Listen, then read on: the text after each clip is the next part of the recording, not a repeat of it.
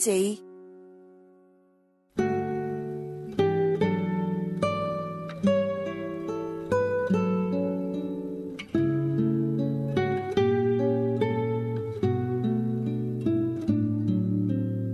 네, 이제 그 방문 상담 이후에 방문 상담 이후에 우리 심리 재해석 상담 구성하고 이제 재해석하는 시간인데요. 오늘 어떠셨어요? 오늘은 제가 이제 뭐 굉장히 경쾌한 기분으로 시작을 해서 그런지는 몰라도 내담자가 하는 이야기가요. 제가 청소년기에 아주 심각하게 고민했던 문제하고 너무 닮아서 남의 얘기 같지 않았고요. 정말 이렇게 보기 안쓰러울 정도로 막 눈치 보면서 당황하고 안절부절하는 그 모습이 좀 안타까웠어요. 네. 근데 이제 굉장히 열성적으로 뭔가 이렇게 귀를 기울이고 하려고 하고, 막 그러는 이제 그런 모습 때문에, 저도 이제 뭔가 여기에서 확실하게 어떤 시원한, 후련한 좀 답을 찾았으면 하는 그런 마음이 좀 있었던 것 같아요. 그런 응원하는 마음이 있고, 그래서 전반적으로는 저는 힘이 안 들었어요. 좀 한 가지,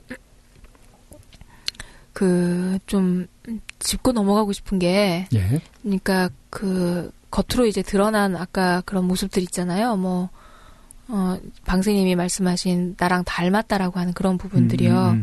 근데 그런 게 사실은 겉으로 드러난 부분은 행동은 비슷비슷할지 모르나 그 밑에 느낌이 있는 비슷한 거예요, 느낌이. 그러니까 느낌이 비슷하나 그 밑에 있는 동인도 같은가요?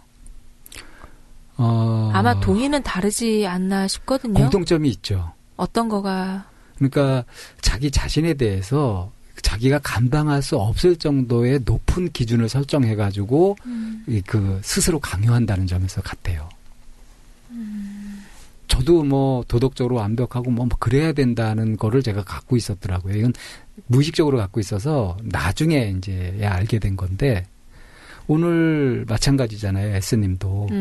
S님도 보면은 벌써 자기 표정이 일그러지는 것부터 해가지고 의식되기 시작해가지고 다른 사람들한테 조금이라도 안 좋은 인상을 주면 안 되고 오해하면 안 되고 오히려 그런 마음이 더 오해를 불러일으키고 더 꼬이게 만드는데도 그러니까 이런 얘기인 거네요. 우월감과 열등감은 똑같은. 그렇죠. 그런 의미죠. 네. 근데 유 선생님 나한테 대해서 선입견을 갖고 있는 것 같은데 내가 우월감을 갖고 있는 사람이 절대 아닙니다. 저는 평생 열등감에 시달렸던 사람이에요. 결국에 우월감과 열등감이 쌍둥이라면서요. 근데 이제 열등감에 시달렸는데 그 반대로는 그러니까 열등감에 시달렸던 이유가 뭐냐면 객관적으로 열등해서가 아니라 오히려 객관적으로는 굉장히 잘났죠. 그런데 내가 갖고 있는 기준으로 보면은 나는 못나고 열등한 존재였던 거예요. 그만큼 기준이 정말 말이 안 됐던 거죠. 그런 기준을 갖게 되는 갖고 싶은 것도 우월하고 싶다라고 하는 욕심이죠, 뭐. 네, 그러니까 결국에는 그게 우월감을 갖든 뭐 어쨌든 우월감과 열등감은 그러니까 같은 거다 이렇게 보면 돼요. 네네. 정반대 방향으로 보이지만. 네. 왜 발끈하실까? 맨날 그렇게 좀 내가 잘난 척하고 막 이런 사람으로 좀 이렇게 몰리는 듯한 그런 피해의식이 좀 막 생기려고 그래요, 제가. 그러니까 윤 선생님한테. 잘난 척 하는 사람이 아니라 한편으로는 잘난 사람이죠. 그 잘난 게 부러워서 그런 거일 수도 있어요. 또 갑자기 그렇게 나오시니까 또 쑥스러우시네. 그러니까 사실은 내가 갖지 못한 부분, 내가 갖고 싶어하는 부분들을 가진 거에 있어서는 잘난 거 맞거든요. 저도 그런 면에서 이 선생님의 그 감성 참 부러워요. 그런가? 그 얘기를 듣자고 한 게 아니라 S님의 그 모습을 보면서 상당히 자기 마음에 민감하잖아요. 네. 근데 이거를 둔감화시키려고 하는 것이 아니라 이해하고 이걸 이해하고 막 수용하고. 그렇게 노력하는데 네. 그거를 다 이렇게 감싸 안고 수용할 만큼의 네. 어떤 튼튼하고 넓은 그런 네. 가치관, 뚜렷한 인생관 이런 것들을 갖게 되면 이것이 소화가 되는데 그걸 소화를 못 시킨 상태로 계속 갈등하고. 왜 소화를 못 시킨 상태가 됐을까요? 이제 자기 자신에 대해서 보는 것이 자기 자신을 굉장히 폄하하잖아요. 그러니까 부정적으로 보잖아요. 그러면 부정적으로 보고 폄하를 했다라 그러면 어떤 거에 상반적인 거잖아요. 상대적인 거죠. 네네. 그렇죠? 상대적인 거잖아요. 그러면은 이 S님한테는 그 상대적인 그 부분이 어떤 부분일 수 있을까요? 높은 도덕적 똑같죠. 기준이나, 그러니까, 네. 실제보다 더 훌륭하고 더 낫고 그러한 이상적인 자기, 아이디얼 셀프를, 그거를 기준으로 두고 있으니까 항상 자기 자신은 못마땅하죠. 네. 그래서, 이런 그 이상적인 거를 가지고 있는 사람들의 상당 부분을 보면 융통성이 좀 없고. 그래요. 그러니까 융통성이 없다라고 하지만 그걸 다른 면으로 보면 거죠. 경직돼 있는 거죠. 네. 그리고 또 융통성 없는 사람들의 특성 중에 하나가 뭐냐면 되게 순수해요. 순수합니다. 예. 네. 그래서 다른 답이 없는 거지. 그러니까 그런 면에서 인간적으로 참 호감이 가요. 그러면서 이제 안타깝죠. 네. 그래서 저는 이제 이렇게 가끔 이런 면을 많이 강조하는데 자기가 착한 사람이다 싶으면 정말 마음이 착하다 싶으면 정말 능력을 길러야 된다. 아, 저도 그런 데는 동의해요. 그래서 그 착한 거를 버리라고 하고 싶지는 않고요. 그럼요. 지켜야 되는 가치죠. 그거를 지키기 위해서는 그거를 지킬 줄 아는 능력을 가져야 되는 게 그게 동반이 될 때야만 그 착한 게 정말 빛을 발하는 거지 능력을 갖지 못했을 때는 공격의 대상이 되는 거죠. 우리가 지금 얘기하고 있는 착한 거라는 건 정말 착한 걸 얘기하는 거예요. 착해야 된다는 강박관념 말고. 네네. 착한 사람. 천사 컴플렉스 이거 말고요. 네. 진짜 착한 거. 네. 진짜 착한 거라는 것은 자신한테 솔직하고 그 예민하고 그리고 어떠냐면 타인에게 조금이라도 해로운 짓이나 이런 것들을 못하는 그런 마음을 말하는 거죠. 그리고 착한 사람은 보면 정말 그릇이 넓어요. 진짜 착한 사람이요. 네네. 예. 그래서 그런 모습을 착하게 사는 게 만만치 않은 일이라서 저절로 훈련이 됩니다. 예. 자기가 착한지 몰라요. 그렇죠. 착하다는 생각을 안 하죠. 네. 그래서 그리고 이제 정말 그 사람들이 또 가지고 있는 것 중에 하나가 높은 도덕적 기준. 그게 참 안타까워요. 저는. 네. 그래서 자기가 정말 이렇게 그런 부분에 있어서 조금이라도 걸리거나 이제 그러면 자신한테 지나치게 엄격하죠. 네. 그거 하나도 또 허용이 안 되는 그런 경우가 있는 거죠. 그래서 이제 이런 분들이 좀 사고를 유연하게 가지는 거, 합리적이고 현실적인 그런 기준을 가지는 거, 그런 것들이 정신 건강을 위해서 꼭 필요한 부분이죠. 그러면 합리적이고 현실적인 기준을 갖는다는 게 그 부분부터 좀 다시 좀 짚어봐 주시면 좋겠어요. 어떻게 보면 순환 논리로 보일지 모르겠지만 합리적이고 현실적인 기준을 갖는다는 거는 아까 이제 우리가 상담 중에 가짜라고 얘기했던 그런 부분들을 버리는 건데요. 그것은 이제 대표적인 게 아이디얼 셀프죠. 네. 내가 이래야만 되고 세상이 어때야 되고 자기가 속에 그려놓은 아주 바람직하게 보이는 그런 거. 그것에 현실 검증을 해봐야 되는 거예요. 네네. 이것이 얼마만큼 실현 가능성이 있는가. 네. 예를 들자면은 뭐 한 번도 실수하면 안 된다든가 늘 1등을 해야 된다든가 만난 사람들한테 좋은 인상을 줘야 된다든가 이런 것들은 실제로 거의 불가능하고 그게 된다고 해서 또 반드시 좋다고 볼 수도 없거든요. 근데 이제 그런 것이 이상적인 것 마냥 무슨 보배처럼 이렇게 그거를 붙잡고 있으면 나도 불편하고 다른 사람을 볼 때도 다른 사람이 못마땅하고 그래가지고 현실 속에서는 불평과 좌절감만 불러일으키거든요. 그래서 이런 데서 해방되는 거. 그것이 이제 유연해지고 그리고 현실적인 감각을 갖게 되는 거죠. 그래서 합리적이고 현실적인 기준 그리고 그런 감각을 갖는다는 게 치우치지 않고 균형적인 사고를 하는 거잖아요. 그렇죠. 그런데 이제 때때로는 과도하게 자기가 자기 자신이 세상의 중심이라고 여기고 있는 사람들이 있거든요. 그런 사람들이 이게 합리적인 거지, 이게 옳은 거지라고 이제 주장을 할 경우에 자기의 기준인데 그것이 보편적이고 객관적이다고 주장을 하는. 네네. 네. 그들을 깰 수 있는 게 뭐가 있을까요? 그걸 왜 깰라 그러세요? 그런 사람들이 그게 그 사람이 가지고 있는 그게 합리적이거나 현실적이지 않을 경우도 있잖아요. 그런 경우에 이제 그 사람은 외톨이가 되고요. 그래가지고 그 고생을 해보고 나서 나중에 철이 들든지 말든지 그래요. 그 받으라고 두죠, 뭐. 그게 아주 가까운 사람일 경우는 어떻게 하실래요? 참 안타깝네요. 네, 가까이에 있다. 그게 요새 남편이 그렇다는 거죠? 가까이서 그런 사람들을 만나는 경우 있잖아요. 가족의 제가 일원에서. 이제 그런 경우에 그걸 깨려고 몇 번 시도해봤어요. 네. 그러니까 깬다라는 게 아니라 그런 사람들에게 어떻게 접근해야 할지 이런 얘기예요. 깬다라고 하는 거는 우리 상담 방식에서는 지금 적절하지 않은 단어 표현이고요. 그런 사람들에게 그러면 어떻게 접근을 할까? 제가 효과를 본 방법은요. 네. 그렇게 주장하는 사람의 얘기를 반박하는 것이 아니라 우선은 그 주장에 그래도 어떤 주장이든 일리는 있거든요. 그 일리가 있는 그런 부분을 인정해주고 그러면서 거기서 그 이제 문제가 되는 부분, 모순이 되는 부분 있죠. 그걸 일단 인정해준 다음에 이런 건 어떻지 하고 다시 한번 던져보는 식으로 해가지고 속에서 균열이 일어나게끔 그렇게 하는 건 효과적이더라고요. 그러니까 사실은 그렇게 무장하고 있는 거잖아요. 세상의 중심은 나고 그리고 내가 합리적이고 논리적이다라고 무장을 하고 있다라는 거는 그렇지 않은 이면도 있는 사실 그 속은 네. 불안하고 자기 자신 확신이 없기 때문에 그걸 붙이는 거거든요. 믿습니다. 이거 믿음이 없다는 얘기거든요. 그리고 그런 사람일수록 어떤 부분에서 여러 가지 면이 있을 수 있잖아요. 어떤 면에서는 결핍이라는 부분이 있는 거니까 그 결핍에 대해서 보완하고 그 부분을 수용하고 어루만져주고 그러란 얘기인 거죠. 그럼요.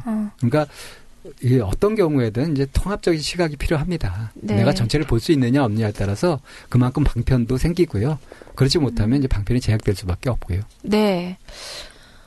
오늘 S님 대구에서부터 먼 시간 오셨어요. 그리고 어떤 부분에서는 지난 시간에 이제 용엄마님의 사연이죠. 용엄마님의 사연하고도 연결될 수 있는 그런 부분이에요. 예.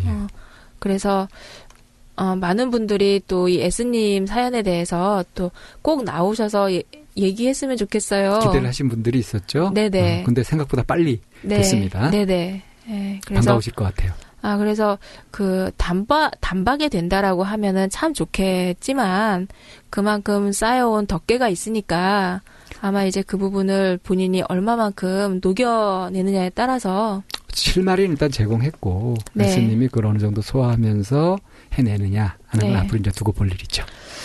네, 그렇습니다. S님 힘내시고요. 그리고 또 우리 댓글로도 S님에게 많은 용기 주는 많은 분들이 용기를 막 주고 계셔가지고요. 또 그렇게 해서 용기를 얻을 수도 있을 거라고 생각합니다. 네, 이제 우리 오늘 이메일 사연으로 넘어가는데요. 오늘 이메일 상담 사연하고 그리고 오늘의 이슈를 연결해서 같이 가도록 했으면 좋겠어요. 그리고 다소 얘기하기 어떤 부분에서는 좀 껄끄러울 수 있는 껄끄럽거나 위험할 수 있는 네.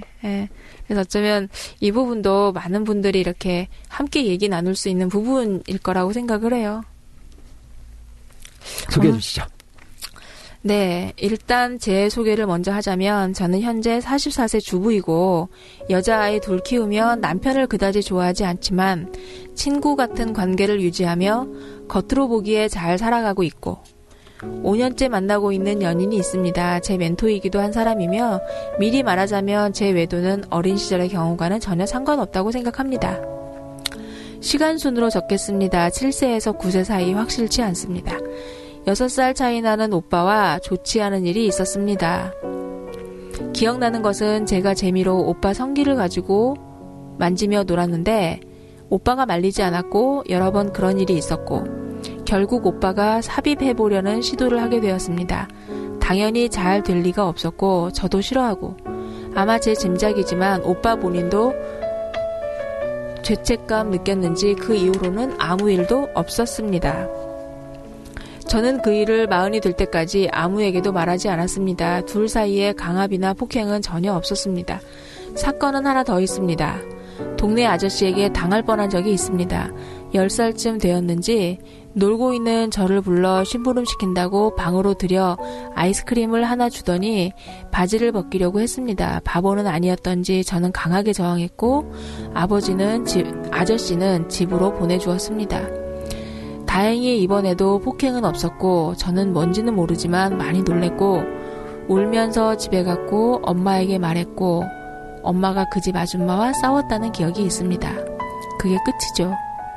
그 아줌마는 그럴 일 없다고 잡아뗀 것 같고 아줌마는 계속 거기 살았고 만날 때마다 저는 불안했던 것 같습니다. 오빠와 있었던 일은 잊고 있다가 중학교 때 갑자기 생각나서 힘들었습니다. 오빠가 내 방에 들어오는 게 너무 싫었고 말도 하기 싫었습니다. 오빠랑 친한 친구들을 보면 부러웠습니다. 나는 오빠와 너무 어색한데. 40살쯤에 팟캐스트 덕분에 심리학에 관심을 가지게 되면서 지금까지 아주 많은 팟캐스트와 심리학 서적들을 보았습니다. 그래서인지 몰라도 작년 어느 날 연인에게 오빠 얘기를 하다가 처음으로 자세히 그 당시를 떠올려 보았는데요. 새로운 사실을 깨닫게 되었습니다. 내가 오빠와 장난치는 걸 좋아했다는 겁니다. 그동안은 그 당시에 내 기분보다는 그런 일이 있었다는 자체가 상처가 되어서 특히 사춘기 시절 그 기억이 너무 싫었었죠. 이런 정도의 성추행 혹은 성적 경험이 제 성격이나 성장에 어떤 영향을 미쳤을까요? 아버지는 엄하고 무서운 분이었고 엄마는 순정적이고 좀 불만은 많았던 것 같고 잘 놀 줄 모르는 분들이셨습니다. 저는 겁 많고 소심하고 그래도 자존감은 크다고 생각했었는데 테스트해보니 그렇지도 않더군요. 연애는 몇 번 했으나 오래 가지 않았고 현재 남편을 만나 CC로 7년 사귀고 결혼했습니다. 내가 좋아하는 사람보다 나를 좋아하는 사람과 살아야 잘 살다는 말에 속아서 그리고 그 당시에는 편하고 만만하고 재미있었으므로 큰 문제 없이 중고등, 대학, 서클활동 결혼해왔지만 좀 유리멘탈이었습니다. 상처 잘 받고 새로 만남 피하고 지금도 뭔가 새로 시작하는 건 두렵습니다. 나를 만나 웃지 않는 사람은 나를 싫어하는 게 아닐까 하는 두려움이 있습니다. 여러 가지 책, 팟캐스트, 결정적으로 참나온 덕분에 지금 저는 정신적으로 점점 강해지고 저 자신을 객관적으로 보려 노력할 줄 알며 어떤 감정이 올라올 때 차분히 들여다볼 줄도 알게 되었습니다. 현재 오빠와는 관계는 별 문제 없습니다. 작년의 깨달음 이후로는 제가 오빠를 보는 게 점점 편해지는 것 같고 측은해 보이기도 합니다. 아마 오빠도 오랜 시간 괴로워했겠죠? 이것저것 궁금해서 메일 보냅니다. 닉네임은 고양입니다. 예, 고양님 사연. 우리 참나원에서 주로 다루는 주제하고는 좀 많이 다르죠? 네. 그런데 한 번쯤은 좀 다뤄야 할 것 같아요. 그렇죠. 이거 어떻게 보세요, 이 선생님은? 고양님의 경험과 고민, 공감이 되시나요? 그렇게 훅 들어오니까 할 말이 되게 없는데요. 공감이 되냐고 물어오셔서. 우리가 상담을 하다 보면 뭐 성추행이나 성폭행이나 네, 많이 그로 있어요. 인해서 상처를 입고 그렇게 살아가시는 분들 꽤 많이 보게 되죠. 네, 네. 어떠세요? 그렇게 상담하시면서? 어려워요. 어떤 점이 어려우세요? 그러니까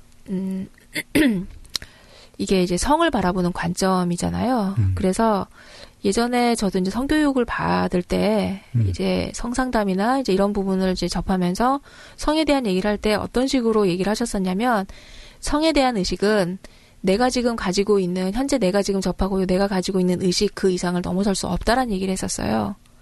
예를 들면 키스를 하는 게 어떠냐라고 했을 때 난 아직도 키스하면은 좀 부끄럽고 수줍고 하는 그런 마음이 먼저 올라오는데 그 이상을 넘어가지 않는다는 거죠. 다른 사람 성을 바라볼 때. 이제 그러려면 여기에서 이제 좀 더 좀 폭넓은 시각 그리고 성을 바라보는 재해석 관점 이런 게 이제 필요하다라는 이제 그런 얘기를 하면서 성상담이나 이제 이런 부분 교육을 받은 적이 있었거든요. 그래서 이제 저도 성에 대해서는 굉장히 폐쇄적이고 보수적이고 이렇게 교육을 받았던 시대였고 성이라는 거는 생물을 공부로서만 접했지 성을 심리학적으로 접근하는 경우가 참 드물죠. 네. 희한하게도. 생물학적으로만 공부를 했어요. 생물학적인 성만 공부하고 네. 심리적인 성은 공부를 안 합니다. 네. 굉장히 많이 무지하고 한편으로는 네네. 우리 사회의 그래서 인식이 무지하다. 네, 무지하고 네. 굉장히 초보적인 수준이라고 할 수 있죠. 네, 그래서 이 내담자도 그 부분에서 무지했던 거죠. 근데 뭐 7세에서 9세 확실치 않지만 네. 오빠와 있었던 그거는 뭐 성추행이나 폭행이나 이런 건 아니고 성적 호기심이 강했던 그런데 것이었고. 이제 오빠가 시도를 하려고 했는데 실패했다고 하는 거니까 그건 성추행에 들어가는 거죠. 그러니까 이제 그거는 충동을 못 이겼던 부분이었었고요. 네, 네, 네. 근데 다행스럽게도 네. 어떤 일이 벌어지진 않았었고. 이렇게 사실 근친상간에 일어나는 일이 굉장히 많다고 하죠. 쉬쉬해서 그렇지. 네. 굉장히 많습니다. 네. 네, 그러면은 이제 그럴 경우에 자기한테 일어난 일을 어떻게 바라봐야 할 것이며. 엄청난 충격과 혼란이 있죠. 네. 그래서 이제 그 부분의 얘기를 좀 우리가 아주 우선 조심스럽게. 이 고향님의, 네. 고향님의 사례에서 오히려 이제 두 번째, 그 동네 아저씨한테 당할 네네. 뻔했던 그런 경우에 그것을 이제 막기는 막았지만 거부해가지고 네. 지켜내긴 했지만 불안. 그때 받았던 충격. 네. 충격에 의해서 이제 불안이 생기게 되고. 그리고 이제 한 동네에 살고 있어 부딪히니까. 그리고 이제 낯선 타인에 대해서 갖게 되는 느낌이 네, 영향을 받죠, 당연히. 네. 그렇죠. 네. 그래서 이렇게 어떤 부분에서 어떤 굴곡이 생기거나 왜곡, 상처 같은 것들이 생기게 되면 그거를 보완하기 위해서 좀 과도한 에너지의 흐름이 뭉치는 것이 있게 됩니다. 그러다 보면 이제 웬만한 보통 자극에 만족을 못하게 되고 좀 이상한 방향으로 발전하는 경우들이 있거든요. 지나치게 몰입하든가 또는 지나치게 거부하든가 네. 극단적인 모습을 네, 갖게 네. 될 수가 있어요. 네. 그리고 이제 저도 이 메일을 보면서 여기에서 이제 그 남편하고는 이제 그다지 저전 겉으로 뭐 친한단 그런 관계를 무난하게 유지하고 있으면서 이제 마음으로 이렇게 의지하고 멘토로 삼고 있는 이제 연인이 있다. 그런데 이제 이 외도는 나의 어릴 적 경과는 무관하다고 생각한다라고 이렇게 선을 걷잖아요. 네. 그러니까 우리나라 그 주부들이 갖고 있는 그러니까 그 폐쇄된 생활 같은 거 그런 것이 사실은 굉장히 답답한 거죠. 옛날에 왜 뭐 여자하고 접시는 밖으로 돌리면 깨진다. 그건 거꾸로 얘기하면 여자들을 그만큼 가둬두고 자유롭지 못하게 생활시키고 있었다는 거예요. 네. 그러니까 자연스러운 상황에 놓이게 되면 지금 이런 그 희생하고 갇혀 지내는 생활을 그대로 받아들일 사람이 얼마 없다는 거죠. 자연스러운 네. 경우라고 본다면.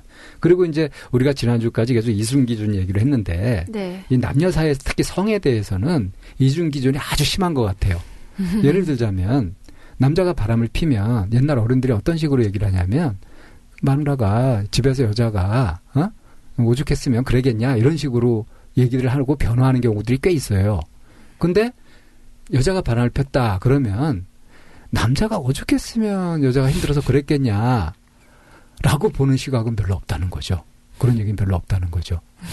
여기에서 엄청난 차별성이 느껴지지 않습니까? 네. 여자는 남자에게는 모든 권리와 특권과 남자는 해도 괜찮고 네. 여자가 하는 건 이거는 큰일이다. 그러면서 뭐 그 또 식자라고 하는 사람들은 막 그래요. 남자들은 그렇게 해가지고 자기가 조절하면서 언제 돌아오고 막 이러지만 여자는 한 번 빠지면 자식이고 뭐가 없다 다 버린다. 이걸 막 침튀기면서 얘기하는 사람들 제가 많이 봤거든요. 이거는 할 말이 없습니다. 제가 보기엔 이건 일종의 열등감입니다. 남자들이 갖고 있는 성적인 열등감이에요. 그래서 이제 오늘 이 사연하고 연결지어서 오늘의 이슈까지 오늘 이슈로 그냥 들어갈까요? 네네, 근데 함께 이 고향님한테 뭔가 도움 말씀 하나 드려야 되지 않겠어요? 예. 고향님이 이제 그 스스로 자신의 문제에 대해서 고민하던 것들을 이렇게 풀어가는 노력도 하셨고 뭐 작년부터 특히 이제 결정적으로 참나원을 들으면서 네. 건강해지고 있다는 부분이 굉장히 반가웠고요. 네. 사연도 이렇게 보내주시면서 이 사연을 보내주신 내용이 상당히 많은 부분 그 속에 갇혀 있는 것이 아니라 그걸 바라보면서 침착하게 보고 계세요.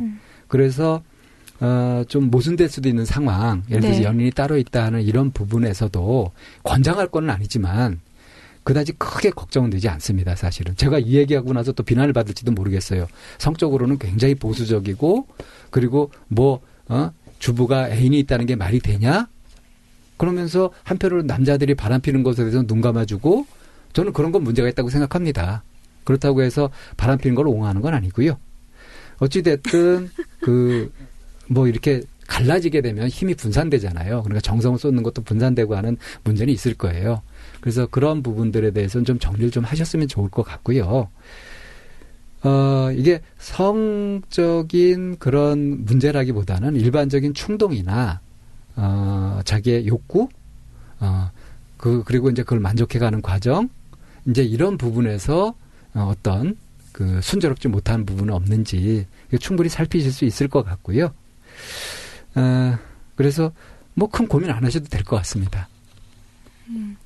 이분이 이제 가장 포커스를 맞추고 있는 게 성추행 혹은 성적 경험이 성격이나 성장에 어떤 영향을 미칠까요? 라고 하는 이제 부분이거든요. 오히려 그걸 나중에 이제 성격을 받고 나서 생겼던 불편함 이런 부분들이 영향을 줬겠죠. 그러니까 어찌 보면 경험 자체보다도 그 경험에 대해서 해석하고 맞아요. 그런 것이 직접적인 영향을 줍니다. 네네. 네. 그래서 예전에 방쌤님이 얘기해 주셨던 내용인 것 같아요. 인도에서 한 처녀가 이제 성추행을 당하고 나서 너무 괴롭고 이제 목숨을 이제 더 이상 살고 더럽혀졌다는 생각에 라준이 씨인가요? 라준이 씨를 찾아가서 라준이 씨가 멀쩡할 때. 네. 내가 이러이러하게 힘들었다, 괴롭다, 더 이상 살고 싶지 않다, 이제 그런 얘기를 쭉 하고 나니까 라준이 씨가 이제 입 한번 벌려보아라. 그렇게 하고 이제 입을 벌리니까 손가락을 쑥 넣었다가 다시 이제 빼고 난 다음에 무슨 일이 있었냐 그랬더니 손가락이 들어와다 나갔습니다. 그러니까 이와 똑같다. 그것과 네가 성폭행을 당한 것과 뭐가 다르냐라고 하죠. 그 순간 이 사람이 거기서 깨달음을 얻죠. 그래서 난 더럽혀지지 않았다. 이제 그러면서 그 많은 부분들을 덜어낼 수 있었던 거죠. 그래서 이제 최근에 소원이라는 그러니까 어린아이가 이제 성추행 당한 이제 그런 걸 영화화한 게 있었거든요. 네. 그래서 그걸 영화에서 이제 하는 게 포커스를 맞추는 게 아이가 그런 일을 당했다가 아니라 그러고 난 이후에 많은 사람들이 이 아이가 정신적으로 건강해지도록 도와가는 그 장면에 사실 이제 영화에 포커스가 맞춰져 있는 거고 안 일어나면 좋겠죠. 원래 이제 건강한 성이라고 하는 것은 서로 대등한 남녀가 서로 마음이 맞아서 그렇게 해서 이제 어울리는 것이 건강한 성이죠. 네. 근데 성추행이나 성폭력이라고 하는 것은 압도적인 힘의 차이가 나는 그런 경우. 그러니까 연령이 비슷하고 이렇게 하더라도 얼마 전에 어떤 기숙사에서 여학생 하나를 갖다 남학생들이 추행을 하고 그리고 나서 이게 이제 있는 집 자식들이었거든요. 네. 그래가지고 오히려 반대로 협박하고 막 이렇게 해가지고 그 어머니가 호소의 글을 올리고 그런 사건도 있었거든요. 네. 그러니까 이게 뭔가 압도적인 어떤 힘의 차이가 나는 상태에서 벌어지는 것은 이건 폭력이라고 할 수 있습니다. 네. 그거는 이제 정말 고쳐야 되는 부분들이죠. 그래서 오늘 그 이슈로 들어가서 성추행이나 성폭력과 관련된 그 충격적인 사례를 하나 소개해 주시죠. 네, 최근에 이제 이 사건이 이제 드러나게 된 것이 한 20대 중반의 여자가 다리 위에서 이제 투신 자살을 시도를 했다가 이제 구출이 돼서 그걸 조사하는 과정에서 살고 싶지 않았다라고 하는 내용을 이제 하면서 이제 드러나게 된 거예요. 충격적이었죠. 네네. 그래서 어릴 때 이제 엄마가 일을 하러 나가면 아빠가 이제 큰딸을 데리고 병원놀이 하자고 하면서 이제 몸을 더듬으면서 이제 이렇게 성추행을 시작을 한 거예요. 그것도 10년 넘게 했다면서요? 네네. 4살 정도부터. 아우, 참. 그래서 이제 이제 그러고 나서 이제 이렇게 막 그렇게 하니까 학교를 이제 가서 성교육을 받으면서 이게 이제 그런 거라는 걸 알게 된 거예요. 그래서 이제 저항을 하니까 고아원에 이제 보내버리겠다고 협박을 하니까 아무런 도움을 받을 데가 없는 거예요. 그래가지고 진짜 아빠 맞죠? 네. 그래서 이제 할머니한테 이제 얘기를 한 거예요. 친할머니한테. 그 아빠의 엄마죠. 그러니까 할머니가 이제 다른 사람들한테 얘기하면 가만두지 않겠다고 이제 또 협박을 한 거죠. 엎친 데 덮친 격이네요. 네.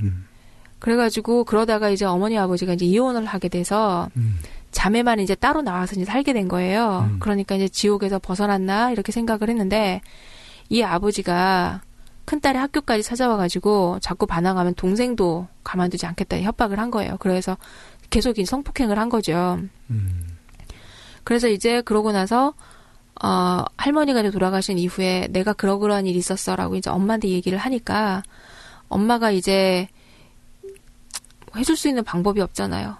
그래서 이제 아이를 이제 이제 부둥켜 안고 이제 그렇게 했는데 이 큰딸은 이미 20살이나 됐음에도 불구하고 충격으로 정신연령이 7, 8살밖에 안 되는 거예요. 퇴행이죠. 아주 심한 충격의 경우는 퇴행되는 경우가 있죠. 그래서 이제 상담을 한 4년여간 이렇게 받았는데도 불구하고 회복이 안 되고 결국 자살했죠. 네네. 그래서 이제 자살을 하게 됐고 작은 딸도 한 3년여 정도 계속 이제 또 이제 그 성폭행을 한 거죠. 그래서 이제 언니는 이렇게 그렇게 됐고 이제 동생도 더 이상 이제 괴로워서 하려다가 이제 이게 드러난 사건이에요. 이선생님 보면 이 사건 보고 어떤 생각이 드세요? 이 사건이요? 어떻게 말해야 돼요? 저는 옛날에 그 전화상담으로 한번 어떤 사연을 접한 적이 있었는데, 네. 이건 못지않게 충격적이었어요. 그때 제가 30대 초반이었었는데 세상에 이런 일이 있을까 싶을 정도로 처음엔 좀 믿겨지지가 않더라고요. 근데 그 내용은 그 집은 딸이 넷이었는데 그 큰 딸하고 작은 딸은 그러니까 집안 형편으로 뭐 이제 할아버지 집에서 이렇게 크고 이렇게 하면서 피할 수 있었는데 셋째 딸, 넷째 딸이 아버지한테 오랫동안 성적으로 당했던 거예요. 근데 더 기가 막힌 건 뭐냐면 저한테 전화를 해오신 분이 둘째 딸이었거든요. 근데 이분은 자기 아버지를 세상에서 제일 존경하는 거야. 제일 좋아하고. 네. 근데 그런 아버지한테 동생들이 이제 커가지고 합쳐서 같이 살 거 아니에요. 근데 동생들이 아버지한테 너무 심하게 하는 거예요. 버릇없이. 그래서 야단치고 이렇게 하는데도 오히려 야단을 치면 동생들이 자기도 쏘아보고. 그래서 그 표독스러운 그런 눈이나 그런 것이 왜 그런지 몰랐는데 이 동생들이 고등학교 때쯤 돼가지고 어떤 한 훌륭한 분을 만나가지고 어느 정도 치유가 된 모양이에요. 그러고 나서 이제 20대가 돼가지고 결혼을 하게 됐는데 이 셋째 동생이 결혼하기 전날 자기 언니 그러니까 전화한테 그 사실을 얘기했다는 거예요. 자기하고 동생이 아버지한테 사실을 계속 당했다. 아버지가 엄마랑 부부싸움만 하고 나면은 자기들 그렇게 했노라고 하는 얘기를 듣고서 이 사람은 이제 완전히 그냥 멘붕 상태에 빠진 거예요. 멘붕. 그래가지고 이게 어쩌면 좋을까 싶어가지고 이제 전화를 이렇게 하셨던 경우거든요. 제가 이제 이런 경우에 이분 같은 경우는 자기가 그렇게 좋아하고 존경하고 믿었던 아빠의 그런 완전히 이중성, 네네. 그 괴물 같은 면을 본 거 아니에요. 네. 그래서 자기 앞으로 아빠를 어떻게 볼지, 그리고 동생들한테 미안하고 이런 자기 감정을 어떻게 해야 될지, 네, 이제 그런 거를 의논해 왔던 적이 있었거든요. 그 당시에 이제 그렇게 됐던 경우는 이렇게 이중인격으로 이렇게 갈려가지고 그런 상태는 내 아버지가 아니었다. 이렇게 이해하면 이해할 수 있다는 식으로 이제 얘기를 하긴 했는데 그런 경우에 그걸 이해하고 살아라. 이건 말이 안 되잖아요. 네. 네. 그래서 우리가 이제 이해해 봐야 될 거는 어떻게 해서 자기 딸인데 그런 마음이 들까 하는 거예요. 그러니까 이런 경우 이제 표현하는 말이 겉으로는 사람의 껍질을 갖고 있으나 속은 짐승인 거 아니냐. 보통 이렇게들 표현을 하잖아요. 네네. 동의하세요? 네. 그러면 그 짐승은 어떻게 돼야 돼요? 우리에 가둬야죠. 그렇죠. 미친 개는 몽둥이로 이런 것처럼. 네. 거기에 적절한 대응을 해야 됩니다. 그런데 이제 이 아버지가 발뺌을 하고 모른다. 거기에다 이제 그렇게까지 하는 거예요. 그러니까 겁쟁이인 거죠. 그리고 이런 일을 저지르는 사람들을 보면요.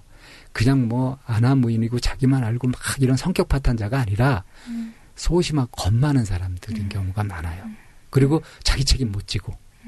그래서 우리 어릴 때부터 옛날에는 그런 경우 되게 많았어요. 남자들은 오냐오냐 하면서 기르고 여자들은 그냥 상대적으로 이렇게 식순이 그런 역할 집안일 시키고 막 이렇게 하다 보니까 여자들은 강해지고 남자들은 무책임해지고 그래서 남자들이 생활력이 없어지고 이런 경우가 많아요. 그래서 그게 운동 경기에서도 나타나잖아요. 여자들은 메달 많이 따고 그러는데 남자들은 시원찮잖아요. 이게 서른 많이 받고 그러면서 그 반작용으로 그렇게 시련 속에서 강해진 것 같거든요. 그렇다고 해서 시련을 줘야 된다. 이런 이제 되도 않는 소리고요. 아무튼 이런 현상이 생기는 거 상식적으로 이해할 수 없는 비윤리적이고 이런 일들이 생기는 거 그 이면에는 자기 마음을 제대로 보지 못하고 그걸 관리 못하는 것이 있습니다. 특히 이제 성적인 부분은 이건 굉장히 강렬하거든요. 특히 인격이 성숙하지 못하면 성적인 부분에 대한 통제력이나 이걸 제어하고 이성의 힘으로 어떻게 조절하고 하는 그 힘이 굉장히 미약할 수 있거든요.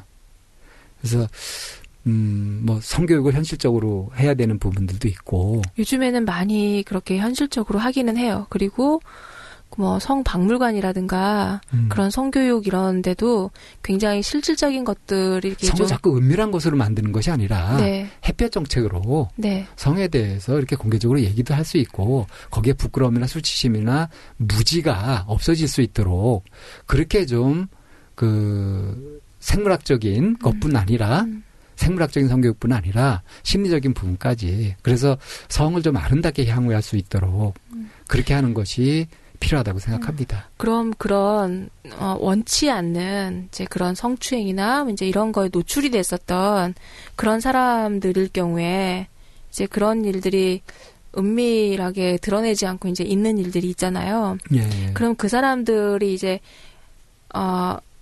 현실을 살아가면서 그런 부분이 이제 구겨져 있거나 그럴 수 있는 부분이 참 많을 보거든요. 그렇죠. 그럴 때 그러면은 이 사람들이 어떻게 해야 할지. 우선은 그 주변에서 네. 그 사람의 개인에게 비난을 하거나 또 쉽게 충고를 하거나 막 그렇게 하려고 하는 걸 버려야 되고요. 근데 주변은 일단은 그 사실을 모르잖아요. 아, 주변에서 모를 경우에. 모르죠. 그 자기가 이제 뭐 개인적인 비밀로 부모님, 갖고 있고 그러니까, 그런 부담을 갖고 있고 이럴 때. 네. 그러니까 이게 약간 좀 부류가 나뉘는데 이제 그런 얘기를 사실 엄마한테 하거나 이제 이렇게 털어놓잖아요. 가장 그 털어놓기 쉬운 대상이니까 그럴 경우에 엄마들의 그 반응 태도가 조용히 해라. 그게 우리 학교에서 문제 벌어졌을 때 덮으려고 하는 거하고 똑같죠. 부끄러우니까. 부끄럽다고 생각을 하고 하니까. 그것이 가장 해롭죠. 네. 그리고 이제 또 하나는 이제 그러면 이제 적극적으로 대응하는 방식인데 적극적으로 대응하는 그 방식이라 해도 그거를 다루는 사람들이 성숙하지 못한 경우가 참 많거든요. 그러게 말이에요. 그래서 그런 과정들을 잘 아는 사람들이 그 벌리지 말라고 얘기를 하는 거죠. 두 번 죽임을 당하는 거나 마찬가지다는. 맞습니다. 네. 모든 심리적인 상처를 치유하는 것은 반드시 직면이라는 과정이 필요하고요. 네. 그 직면을 무리하게 시키면 안 되고요. 네. 그래서 직면에 앞서서 이제 공감이나 충분한 배려에서 안심하도록 하고 거기에서 이제 자기가 겪었던 그런 아픈 부분을 직면해서 그것을 갖다 이겨내서 소화해낼 수 있도록 그렇게 사력 있게 도와주는 과정이 필요해요. 그래서 본인 스스로 의지가 강해서 할 사람 같으면 그러면 이제 여러 도움들을 찾아서 이렇게 할 수도 있겠지만 어찌됐든 좀 도움은 필요하지 않나 싶습니다. 그래서 이제 이런 분들이 사실은 가까운 사람들도 모르고 그거를 이렇게 양재 꺼내놓을 그런 그 용기도 없잖아요. 그리고 뭐 이게 고발이 돼가지고 경찰 수사를 받더라도 경찰들도 수사하는 네. 태도가 영. 네네네. 그래서 그런 부분들이 전반적으로 정비돼야 될 것이 많죠. 그래서 예전에 한공수라는 영화 제가 한번 말씀드린 적 있었잖아요. 거기에서도 이제 그런 얘기가 나오거든요. 이 아이가 정말 집단 성폭행을 당한 이런 상황에 정작 보호받아야 되는 건 이 아이잖아요. 근데 이 아이가 쉬쉬하면서 이제 다른 지역으로 전학을 가게 되는 이런. 오히려 돌을 맞죠. 네네. 그래서 주변에 있는 학부모들로부터 이제 네가 꼬리를 쳤지라는 식으로 이제 몰아붙이는 게 나오거든요. 표면적으로는 성 문제지만 네. 실제로는 사회 차별 문제죠. 네네. 그러니까 이 아이가 그 첫 마디가 그거였었어요. 나는 잘못한 게 없어요. 그렇지. 언제나 정의가 살까요? 그래서 그런 드러내지 못하는 그늘진 마음을 갖고 계시는 분들이 에게 해주고 싶은 말이에요. 나는 잘못한 게 없어요. 네. 나의 자존은 그 누구도 뺏을 수 없다. 네. 그렇게 좀 용기 있게 네. 마음을 좀 내셨으면 좋겠습니다. 예. 잘못한 거 없으십니다. 정말 무지였었고요. 그렇게 자기 자신의 자존감을 좀 회복해가는 그런 방향으로 노력을 좀 해보시기 바랍니다. 저희 연구소에 오십시오. 네, 그리고 사회 전체적으로도 좀 성숙해지는 이런 부분을 건강하게 잘 해결해 나갈 수 있는 그런 성숙함을 우리 기대해보고 우리 함께 다 노력해 갑시다. 네. 예. 네, 오늘 이렇게 해서 이제 상담 마치고요. 우리 지난 시간에 예. 나의 역할, 예. 나의 자리에 대해서 이제 얘기를 해보자고 했었어요. 그랬더니 저희는 항상 아주 단골 손님들이 있잖아요. 그래서 단골 손님들은 저희가 연구소에 언제든지 준비되어 있으니까 원하시는 거 VIP 고객으로 모시겠습니다. 네, 그렇게 하고요. 새로운 분 위주로 저희가 좀 선정을 해봤어요. 예. 알 수 없음님은 정말 활발하게 저희들한테 막 희망을 주시고요. 보니까 네. 우리 참나원뿐 아니라 네. 팟캐스트에 아주 그냥 댓글 네. 활발하시더라고요. 박꽃님 혹시 이전에 한 적 있으신가요? 저희가 없었던 것 같아요. 예. 네. 박꽃님하고요. 예. 그리고 쓰담쓰담님인가? 네. 네, 쓰담쓰담님, 그리고 좋아요님. 예. 이렇게 세 분. 네네. 예. 신청해 주시면. 네. 책을 신청해 주시든지, 프로그램을 신청해 주시든지. 네네. 저희가 하는 프로그램이라는 게 마음에너지 종합진단검사 할 수 있는 쿠폰 30% 할인권 드리고요. 그리고 저희 연구소에서 진행하고 있는 교육 프로그램 참여하실 때 10% 할인해 드리는 그런 게 있습니다. 그리고 책은 이제 이미 많이 들으셨고요. 상담 1회도 네, 상담 1회 안에서 30% 할인권 드리니까 원하시는 거 있으면 하나 골라서 저희에게 요청해 주십시오. 저희가 드리고 그리고 저희가 기여할 수 있는 부분에선 최대로 노력하려고 하는 부분이니까요. 네, 이렇게 해서 이제 오늘 상담 마치고요. 오늘 아까 처음에 얘기했던 내가 알 속에 있는지 네. 알 밖에 있는지 네, 나는 알 속에 있을까요? 아니면 알 바깥에 있을까요? 만약에 알 속에 있다면 무엇을 근거로 알 속에 있는 것인지, 그리고 알 밖에 있다면 무엇을 근거로 알 밖에 있는지를 어떻게 깼는지 네, 그렇게 해서 댓글 달아주시면 저희가 또 함께 하실 수 있는 그런 여러 가지 혜택 드리겠습니다. 네. 오늘 선생님 상담 어떠셨어요? 오늘은 지금 전혀 피곤하지가 않고요. 오히려 마치고 난 지금 기운이 더 납니다. 에너자이저 100만돌이? 다시 회복한 것 같아요. 제 별명인데, 에너자이저 100만순이. 근데 이제 나이를 좀, 받아들이기로 했어요. 이제 에너자이저 안 하려고요. 이제 5학년 진입하셨죠? 네. 네, 오늘 이렇게 해서 S님 상담부터 해서 고양이님의 우리 사회적으로 한 번쯤은 성에 대해서 다시 한번 생각해보는 시간, 성숙한 성을 좀 기대했으면 좋겠어요. 그래서 성문제 전문가들 많잖아요. 저희는 아마추어입니다. 네. 그래서 또 함께 나누실 수 있는 내용들을 올려주시면 저희 그렇게 하고요. 이번 주 한 주 내내 또 비가 온다는 소식이네요. 반가운 소식이네요. 그렇죠? 네. 그런데 최근에 저쪽 지류는 소양강인가? 그쪽은 물이 완전히 말라서 농사도 어떻게 지어야 할지 지금 걱정인 곳이 참 많이 있더라고요. 날씨마저 이렇게 참 사는 게 팍팍하게 만든다면 힘이 안 나잖아요. 저희 참나원에서만큼은 하나하나 이렇게 아프고 가려운데 그리고 좀 쓰담쓰담이 필요한 곳에 저희가 함께 할 수 있도록 항상 노력하겠습니다. 항상 진정성으로 찾아가는 방송이려고 노력하고 있고요. 하루하루 성장하고 싶어하는 방송이기도 합니다. 마지막으로 4월 19일 날 공개 방송 많이 관심 가지고 참여해 주시기 바랍니다. 네. 수고하셨습니다. 수고하셨습니다.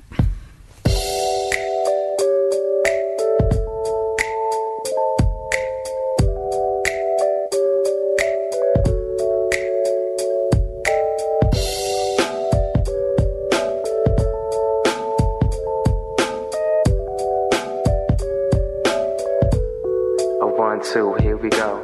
About not too long ago, I woke up feeling kinda blue. So I picked up my phone and I decided that I'd hit up you. So then we talked for a little while, asked me if I could roll through. So we met up, got food, and we spent time till the night was through. Can I call you my own, and can I call you my lover? Call you my one and only girl.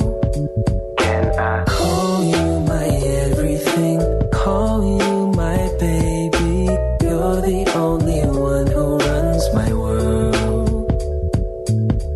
I remember this night we had outside on the grass, us two. We were gazing up at stars, we smiled as my eyes slowly turned towards you. I knew there was no one else I needed, and my love's never felt this way. I wasn't too sure if you might. I was nervous, but I had to say, can I call you my own, and can I call you my lover? Call you my one and only girl.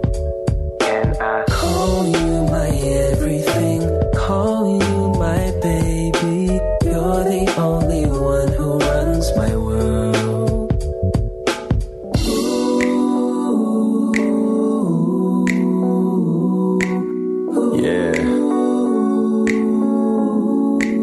Sexy people in a place, you're probably snapping your fingers right about now.